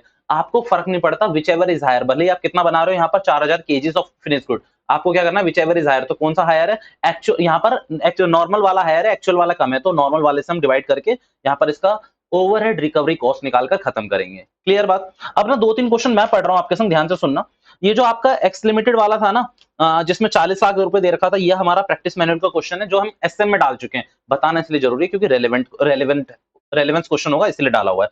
आगे मैं और बात करूं आपसे, ये वाला भी क्वेश्चन, ये जो एमटी वाला है ना आपका, ये भी प्रैक्टिस मैनुअल का क्वेश्चन था, इसीलिए इसको स्टडी मैट में डाला है। बेटा ये जो मटेरियल कॉस्ट वाला क्वेश्चन है ये भी प्रैक्टिस मैनुअल का है। ये तीनों क्वेश्चन दैट मींस इंपॉर्टेंट है, स्टडी मैट के क्वेश्चन ये नहीं थे। वैसे भी पीएम के क्वेश्चन इंपॉर्टेंट होते ही होते हैं। अगर मैं इसमें एक और बात करूं आपसे, तो इसमें एक क्वेश्चन दे रखा है ऑन 31 मार्च 2013 में पढ़ रहा हूं क्वेश्चन, और फिर आपके संग सिर्फ वर्बली में डिस्कस करूंगा, पढ़ना जरूरी है।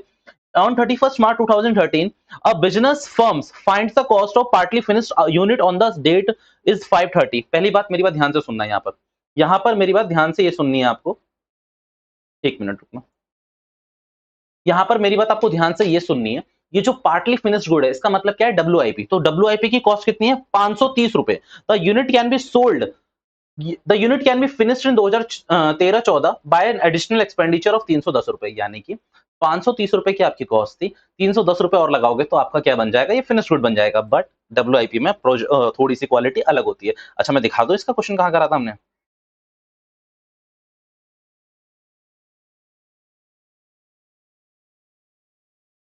ये वाला एग्जाम्पल 2 यहाँ पर दिखा रहा हूं, ध्यान से सुनना।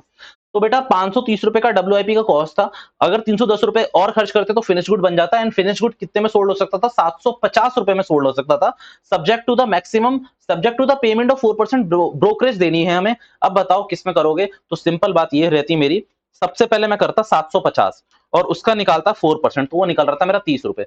अगर मैं इस क्वेश्चन को रफली करूं तो इसे रफली मैं कैसे करता, 750 में से पहले मैं ये अपना 30 रुपए ये एक्सपेंस हटाता, तो 720 रुपए, और कॉस्ट ऑफ कंप्लीशन कितना लग रहा था मेरा, कितना लग रहा था बेटा cost of completion, cost of completion था मेरा 310 रुपए, ये मेरा अभी अभी मैंने बताया। तो 750 में से 340 रुपए माइनस करता, 410 रुपए मेरा नेट एनआरवी आ रही थी, और ये एनआरवी मैंने बताया था किसकी होती है बेटा, ये एनआरवी होती है मेरी WIP की, जो कि निकलती नहीं है बट मैं निकालता हूं। तो 410 रुपए, और जो मेरी कॉस्ट थी 530 रुपए, किसमें रिकॉर्ड करूंगा मैं, 410 में। ये भी क्वेश्चन आपका प्रैक्टिस मैनुअल का था जो मैंने आपके संग डिस्कस करके हटाया। ओके, एक और क्वेश्चन है जो मुझे आपको डिस्कस करना है, क्वेश्चन नंबर 34। यहां पर आपसे बोला हुआ है रॉ मटेरियल इन्वेंट्री, ये पढ़ रहा हूं मैं दोबारा से, मई 2010 का क्वेश्चन है, उसके बाद एक और क्वेश्चन कराऊंगा नवंबर 2010 का क्वेश्चन। भैया इतने पुराने क्वेश्चन है, रिपीट हो सकते हैं, द आंसर इज यस, ऐसा कुछ नहीं है कि नया क्वेश्चन आता है, आपको ये रिपीट हो सकते हैं, कोई दिक्कत नहीं है। ओके, यहाँ मैं एक और क्वेश्चन देख रहा था, 2012 में एक लिटरेचर क्वेश्चन आया हुआ, मतलब थ्योरेटिकल आया हुआ, वो भी पढ़ दूंगा अभी। Question number 34, raw material inventory of a factory includes certain material purchase at 100 per kg, the price of the material is to decline and replacement cost of the inventory at the year end 75 rupees पर KG. मतलब भाई जो आपने 100 रुपए में खरीदा था, अब वो रिप्लेसमेंट कॉस्ट उसकी कितनी है, 75 रुपए, तो कॉस्ट कितनी हो गई, 100 रुपए, रिप्लेसमेंट कॉस्ट हो गई 75 रुपए। It is possible to convert the material into finished good at a production cost of 125 रुपए। बेटा ध्यान से सुनना, ये सारे क्वेश्चन एक जगह इसीलिए करा रहा हूं मैं आपको, ताकि याद हो जाए आपको मस्त तरीके से। अब यहां पर ध्यान से सुनना, आपका रॉ मटेरियल था, तो रॉ मटेरियल से आपको मजा नहीं आएगा। अब रॉ मटेरियल में आपकी मटेरियल की कॉस्ट कितनी थी, तो मटेरियल की कॉस्ट थी बेटा आपकी 100 रुपए। कितनी थी मटेरियल की कॉस्ट, 100 रुपए। Cost of completion, cost of completion निकालो, ठीक है, मैं रफली कर रहा हूं, कॉस्ट ऑफ कंप्लीशन कितना है, 125 रुपए अगर आप लगाओगे तो ये 225 रुपए का प्रोडक्ट बन जाएगा। ये आपकी कॉस्ट है, क्योंकि याद रखना कॉस्ट और एनआरवी सिर्फ कंपेयर होती है फिनिश गुड की, तो यहाँ रॉ मटेरियल को भी मैं किस लेवल तक ले जाऊंगा, फिनिश गुड तक के लेवल पे ले जाऊंगा। तो ये फिनिश गुड की मेरी कॉस्ट आ रही है 225 रुपए, एनआरवी बता रखी है इस क्वेश्चन में, इस क्वेश्चन में एनआरवी 2 बता रखी है, तो दोनों को अलग अलग ले लो बेटा। एनआरवी यहाँ कितनी बता रखी है, एक जगह 175 और एक जगह एनआरवी बता रखी है 225। अब मेरी बात ध्यान से सुनना, क्वेश्चन मेरा खत्म, क्वेश्चन मेरा खत्म। चलो ये पूरा चाहिए मुझे बस। अब यहां पर छोटा कर लो थोड़ा सा, अब परफेक्ट है, ध्यान से सुनना। मेरे मटेरियल का कॉस्ट कितना था, 100 रुपए, कॉस्ट ऑफ कंप्लीशन लग रहा था 125 रुपए, यानी कि फिनिश गुड की अब जो कॉस्ट लगेगी मेरे को 225 रुपए। एनआरवी कितना है 175, और ये एनआरवी यहाँ पर का है 225। बेटा रॉ मटेरियल की कॉस्ट बतानी है मुझे कि रॉ मटेरियल को मैं किस में वैल्यूएट करूंगा। मेरी बात ध्यान से सुनना, रॉ मटेरियल की कॉस्ट डिपेंड करती है फिनिश गुड पे, रॉ मटेरियल की कॉस्ट किस पे डिपेंड करती है, फिनिश गुड पे। अब यहाँ पर फिनिश गुड की क्या ज्यादा है, कॉस्ट ज्यादा है, एनआरवी कम है, कॉस्ट ज्यादा है एनआरवी कम है, तो यहाँ पर तो कैलकुलेट होगा रिप्लेसमेंट पे, पक्की बात है, ये होगा यहाँ पर रिप्लेसमेंट पे। तो रिप्लेसमेंट प्राइस आपको मैंने शुरू में बताया हुआ था कितना रुपए है, 75 रुपए है, खत्म बात, ये वाली 75 रुपए। अब यहाँ पर देखो एनआरवी ज्यादा है, कॉस्ट कम है, तो यहाँ किस पे कैलकुलेट होगा, कॉस्ट पे, यानी कि 100 रुपए पे। ये क्वेश्चन भी हमने कर दिया मई 2010 में, 4 नंबर का क्वेश्चन, कोई खास बात नहीं थी इसमें। अब एक और क्वेश्चन आपको करवा रहा हूँ, ये डिस्कस कर रहा हूँ, इसे ध्यान से सुनना। इसमें ना बेटा ये लीफो फीफो मेथड, जिसमें लास्ट क्लास में भी गलती कर दी थी हमने, उसमें ध्यान से सुनना, मतलब बोलने में मैंने गलती कर दी थी बट मैंने करेक्ट कर दिया था। अब लीफो फीफो मेथड का ना एक क्वेश्चन आपके सामने आएगा, यहाँ पर फीफो का था, नवंबर 2010 में 5 नंबर का क्वेश्चन था। आपसे वैल्यूएशन ऑफ इन्वेंटरी पूछ दी, बेटा आपसे कॉस्ट ऑफ सेल पूछ ली, कॉस्ट ऑफ सेल का फॉर्मूला बता दो मुझे, opening stock plus purchases minus closing stock, ये आपका कॉस्ट ऑफ गुड सोल्ड होता है या फिर कॉस्ट ऑफ सेल्स होती है, ये बात आपको पता होगी, ये आप निकाल लोगे। प्रॉफिट और लॉस कैसे निकालोगे, सेल में से सीओजीएस माइनस करोगे, प्रॉफिट और लॉस आ जाएगा, ये दो चीजें मेरी क्लियर है। तीसरी चीज मुझे बतानी जो सबसे पहली है, value of inventory on June 30, mean यानी कि क्लोजिंग इन्वेंट्री बतानी थी आपको। अब यहां पर फीफो मेथड लग रहा था, ध्यान से सुनना, आपने 3 परचेजेस करी थी मालिक इसमें। पहली बात, आपका ओपनिंग बचा हुआ था 1 लाख का, आपने परचेस करी थी जून 1 को 2 लाख लीटर्स, मतलब कोई यूनिट से लीटर्स में होगा, ठीक है, 2 लाख लीटर आपने परचेस करे थे जून 1 को, जून 30 को आपने 1 लाख लीटर करे थे। अब आपने सेल कितने की करी, पहले ये निकालोगे, देखो आप कितने की सेल कर चुके हो वो निकालोगे सबसे पहले। तो अब एक बात देखो, यहां पर ध्यान से सुनना, आपके कितने यूनिट्स पहले से थे, आपके 1 लाख लीटर पहले से थे, ओपनिंग था ये। आपने परचेस कितना करा, परचेस करा आपने पहले करा 2 लाख और फिर आपने करा 1 लाख, तो ये आपने परचेस करा था, पक्की बात है। और आपका क्लोजिंग बचा हुआ था 1,30,000। अब अगर मोटा मोटी देखूं तो 1 लाख, 2 लाख, 3 लाख, 4 लाख, 4 लाख में से अगर मैं 1,30,000 हटाऊं तो पहले कितना बचेगा, 270, 2,70,000, पक्की बात। एक बार मैं इसको क्रॉस चेक करना चाहूंगा, because I hate clerical errors. 1 lakh opening था, 1 लाख आपने खरीदा, फिर आपने कितना खरीदा, फिर आपने 2 लाख खरीदा, ठीक है, 4 लाख, और बचा कितना हुआ है, 1,30,000, 1,30,000, तो बेटा 270, पक्की बात है, आपने क्या करा है, सेल करा है, पक्की बात, खत्म कहानी। ध्यान से सुनना, अगर आपने 270 सेल करा है तो आपने जैसे भी करा वो मुझे कंसर्न नहीं है। अगर मैं फीफो मेथड लगा रहा हूं तो जो पहले आया होगा वो पहले बिका होगा, यानी कि ये 270 जो आपने सेल करा है, या फिर आप इसने कह सकते हो कंज्यूम करा है, इसमें से 1 लाख तो ये होगा क्योंकि ये पहले आया था, फिर 2 लाख इसमें से रहा होगा आपका, तो 2 लाख, अब एक बात ध्यान से सुनो, ये तो 3 लाख हो गए ना, पक्की बात मेरी ध्यान से सुनो, ये तो 3 लाख हो जाएंगे। तो 1 लाख जब यहां से कंज्यूम करना है आपको सबसे पहले, तो 170 आपने कहां से कंज्यूम करा होगा, यहां वाले से, तो यहां का कितना बचा होगा अभी, तो अगर 170 यहां का कर लिया तो यहां का 30,000 बचा होगा, और यहां का 1 लाख तो बचा ही हुआ है। तो यानी कि इस 30,000 को कितने रुपए में खरीदा था वो मुझे पता चल जाए, और इस 1 लाख रुपए को कितने में खरीदा था मुझे वो पता चल जाए, मुझे वैल्यू ऑफ इन्वेंटरी पता चल जाएगी। अर्थात इसको करने का दूसरा तरीका भी है, दूसरा तरीका सुनो, दूसरा तरीका और सिंपल है, ये एक तरीके आपको सारे पता होने चाहिए। एक 30 बचा हुआ है, तो फीफो मेथड ये कहता है फर्स्ट इन फर्स्ट आउट, तो जो सबसे लास्ट में आया वो स्टॉक में पड़ा हुआ, सबसे लास्ट में जून 30 को 1 लाख यूनिट्स आई थी 15 रुपए 15 पैसे के हिसाब से। जून 30 को 1 लाख यूनिट आई थी 15 रुपए 15 पैसों के हिसाब से। इट सिंपली मींस कि ये 1 लाख रुपए 31 में होगा ही होगा, तो 1 लाख को 15 इंटू 15 से कर दूंगा मैं, ये मेरा एक निकल गया। अब बची है 30,000 यूनिट। फिर जून 1 को 2 लाख यूनिट आई थी, तो उस एक यहां भी वही बात चल रही थी, यहां पर मैं क्या चल रहा हूं, ऊपर से नीचे आ रहा हूं, इसमें मैं नीचे से ऊपर जा रहा हूं, तो बस यहां पर जो 30,000 यूनिट है वो 14.25 के हिसाब से वैल्यूट होगी, ये मेरा कॉस्ट ऑफ इन्वेंट्री आ जाएगा। और अगर यही मेरा कौन सा मेथड होता, ये मेरा कौन सा मेथड होता, अगर ये लीफो होता, तो लास्ट इन फर्स्ट आउट, जो पहले सबसे लास्ट में आया वो सबसे पहले जाएगा। तो इसमें जो मेरे 1,30 थे वो बचते 1 लाख रुपए ओपनिंग वाले में, जो 15 रुपए के हिसाब से थे, और फिर बचते मेरे 30,000 रुपए 2 लाख वाले में से, मींस 30,000 वाला तो उसी से बचेगा 2 लाख में से। तो ये डिपेंड करता है लीफो है या फीफो है, वो देखना पड़ेगा अपने को, ठीक है। ये क्वेश्चन था। अब एक दमदार क्वेश्चन जिसमें सच में बहुत ज्यादा जान लगी मेरे को, वो कर लेते हैं। प्रीवियस ईयर का क्वेश्चन है आपका, ठीक है, प्रीवियस ईयर का क्वेश्चन है, trust me very important question, and मजेदार भी क्वेश्चन है वो, ये भी याद रखना। मजेदार क्वेश्चन इसलिए कह रहा हूं क्योंकि सच में उसमें बहुत बातें इधर उधर से करी भी हुई हैं, और अच्छा भी है वो। तो रुकना 1 मिनट।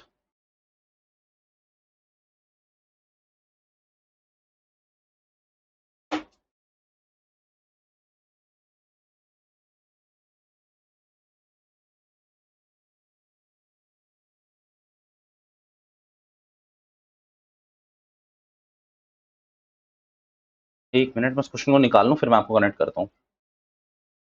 चलिए, जुलाई 21 का क्वेश्चन है, आपको दिखा देता हूं एक बार मैं।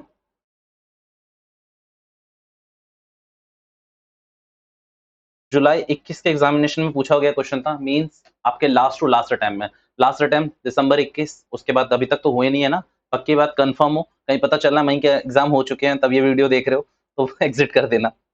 ओके, क्वेश्चन में ध्यान से पढ़ा रहा हूं आपको, ध्यान से सुनना। क्वेश्चन बहुत इंटरेस्टिंग था। क्वेश्चन को अगर समझते तो ये 2 नंबर का भी क्वेश्चन नहीं बनना चाहिए था, बट क्वेश्चन आप लोगों ने क्या करा होगा, समझा नहीं होगा, इसीलिए आपको थोड़ी सी प्रॉब्लम आ सकती है, बट मैं आपके संग वो डिस्कस कर रहा हूं, ध्यान से सुनना। लिखा हुआ है, क्वेश्चन पढ़ते हैं पहले। Joy limited purchase 20,000 kilogram of raw material at ₹20 पर किलोग्राम ड्यूरिंग द ईयर 2020-21, और अच्छी बात है ये आपने खत परचेज करा है। They have furnished you with the following further information 31st मार्च 2011 से। एक बात करो, लास्ट में आके जरा एक चीज पढ़ सकते हो, you are required to ascertain the value of closing inventory as on 31st March 2021 as per AS2। ये क्वेश्चन ने बता के अच्छा करा कि AS2 के हिसाब से करना है, मींस कोई सेंस नहीं था इस बात का, इसीलिए बोला ये, ठीक है। ओपनिंग इन्वेंट्री में आपको फिनिश गुड और रॉ मटेरियल दोनों दे रखे हैं, WIP नहीं है, यानी कि मुझे फिनिश गुड की तो करनी ही करनी है, और फिनिश गुड के साथ साथ रॉ मटेरियल की भी करनी है। और एक और पार्ट बनता है यहां पर, अगर फिनिश गुड की गलत निकली तो रॉ मटेरियल की भी गलत निकलेगी, क्योंकि रॉ मटेरियल की कॉस्ट किस पे डिपेंड होती है, फिनिश गुड पे। सीख गए आप लोग। ओके, कितनी 2,000 और 2,200 है, ठीक है। डायरेक्ट लेबर कितनी है बेटा, 3,600। फिक्स ओवरहेड कितना है, 3 लाख। सेल्स कितना है, 20,000 यूनिट्स है, ओके। क्लोजिंग इन्वेंट्री आपकी दे रखी है 2,400 और 1,800, अच्छी बात है। The plant has a capacity to produce 30,000 units, कितनी यूनिट्स प्रोड्यूस कर सकता है, 30,000। used of finished good, units of finished goods per annum. However, the actual production of the finished goods, कितना था actual production बेटा goods का, यहाँ पर ध्यान से देखो, finished goods in which the raw material has been utilized, sorry, finished products during the year 20,400, actually में कितना करा हुआ है 20,400, कैपेसिटी थी 30,000 की. Due to fall in the market demand, the price of finished good in which the raw material has been utilised is expected to be sold 40 per unit. The replacement cost of raw material is 19. अब मेरी बात ध्यान से अगर आप लोग समझ रहे हो तो ये पता है क्या दे रखी है, ये आपको एनआरवी बता रखी है फिनिश्ड गुड की कितनी, 40 रुपए. ये आपको रिप्लेसमेंट कॉस्ट बता रखी है कितनी, 19 रुपए. ये रॉ मटेरियल की होगी ऑब्वियसली, और ऊपर वाली फिनिश्ड गुड की. यानी कि एनआरवी पता है, रिप्लेसमेंट पता है, कॉस्ट पता है कि आप लोगों को क्या कहते हैं, रॉ मटेरियल की कॉस्ट क्या थी, ऑब्वियसली पता होगी. देखो ध्यान से सुनना. रॉ मटेरियल की कॉस्ट कितने रुपए में खरीदा आपने, 20 पर शेयर, 20 पर यूनिट, ठीक है. तो आपने 20 खरीदी तो उसकी कॉस्ट पता है. अब मेरी जो लड़ाई है ना यहाँ पूरे पे, वो वैल्यूएशन ऑफ फिनिश गुड करने पे, कि पहले मैं फिनिश गुड की कर लूं. अब फिनिश गुड की मुझे एनआरवी पता है तो मैं क्या निकाल लूंगा, जाहिर सी बात है, अगर एनआरवी पता है तो मैं क्या निकाल लूंगा, कॉस्ट निकाल लूंगा. और मैं आपको रफली करके दिखा रहा हूं, जल्दी से देखो कैसे निकालूंगा मैं. तो यहां पर मैंने लिख दिया कॉस्ट ऑफ फिनिश्ड गुड. सबसे पहले ये आपने निकाला. अब मेरी बात ध्यान से सुनना, आपने कंज्यूम कितना रॉ मटेरियल करा है ये आपने निकालने की कोशिश करी, द आंसर इज नो. देखो 2000 यूनिट, सॉरी 2200 यूनिट आपकी रॉ मटेरियल की थी, ये लिखी हुई है 2200. आपने खरीदी थी 20,000 और आपने यूज कितनी कर ली बेटा, आपने यूज कर ली है, बची कितनी 1800, यानी कि 20,400 एक्चुअल कंजम्पशन है. अब यहां पर अगर आप लिखना चाहो तो आप लिख सकते हो सबसे पहले स्टेप में कंजम्पशन ऑफ रॉ मटेरियल, ठीक है. अब यहां पर देखना पड़ेगा मुझे, यहां तो 20,000 मुझे याद है और लास्ट में 1800 था. मैं ऊपर वाला एक बार देख के आ जाता हूं. 1800 ये बचा हुआ रॉ मटेरियल का, और था कितना 2200. अब इसको अगेन कर लेते हैं. तो 22,200 माइनस 1800, ये आ रहा है बेटा आपका 20,400. डिपेंड करता है इस पे, अब याद रखना.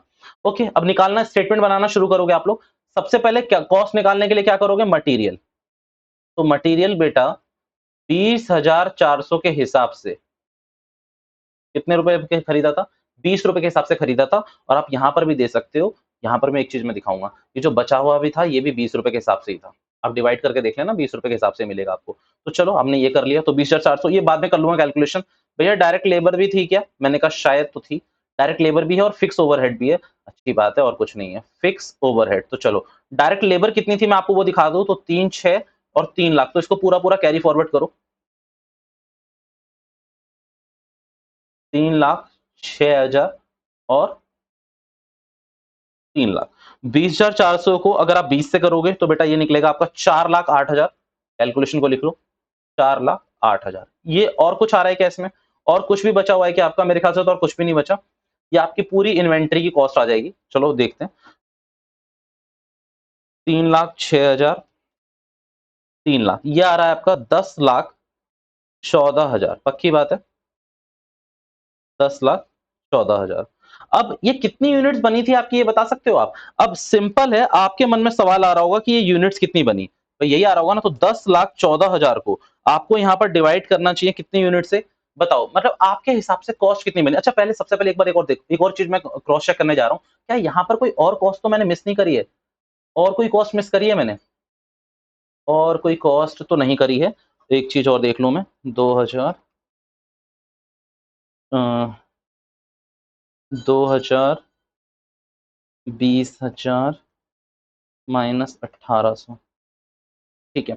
और कोई कॉस्ट तो यहाँ पर बच नहीं रही है, तो इस पूरी कॉस्ट को मैं यहीं पर रोक सकता हूँ, क्योंकि और कोई कॉस्ट बची ही नहीं है मेरी कैलकुलेट करने के लिए. और जब कोई कॉस्ट बची नहीं है तो अब सीधा मैं क्या निकालूंगा, कॉस्ट ऑफ फिनिश गुड निकाल लूंगा, सीधा डिवाइड करूंगा. बट अब मेरा क्वेश्चन ये है कि मैं डिवाइड किससे करूं. ओके बच्चों, हमने यहाँ पर एक और गलती कर रखी है, वो ध्यान से देखना. यहाँ फिनिश गुड की पूरी कॉस्ट आपने कर लिया एक्यूमुलेट, बट इसका कुछ पोर्शन आपका पीएनएल में भी जाएगा, जो कि मैंने आपको बताया था, क्योंकि हमने रिकवरी रेट को यूज ही नहीं करा. अब यहाँ 3 लाख तो पूरा पूरा था, तो ये गलत हो जाएगा क्वेश्चन में. यहाँ क्वेश्चन में स्पेशली बताया हुआ है, ये इन्फॉर्मेशन मैंने हाईलाइट भी नहीं करी थी.